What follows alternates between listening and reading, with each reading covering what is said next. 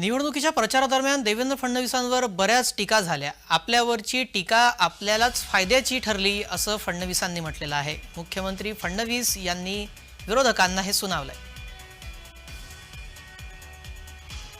त्यांनी जे सातत्याने मला टार्गेट केलं त्यामुळे लोकांच्या मनात माझ्याबद्दल एक सिंपथी तयार झाली।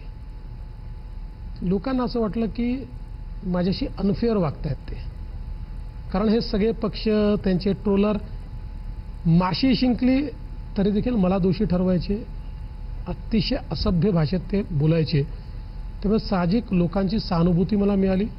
आणि दुसरं मी यांचे आभार याकरता मानेन की यांनी मला लढण्याची ताकद दिली। माझ्या मनामध्ये आपल्याला लढून यांना हरवायचं आहे, यांना यांची जागा दाखवायची आहे, हा विश्वास तयार केला। त्यामुळे त्यांच्या त्या वागण्यामुळे मला मानसिक त्रास नक्कीच झाला, पण माझं नुकसान झालं नाही, त्याच्यामुळे माझा फायदा झाला।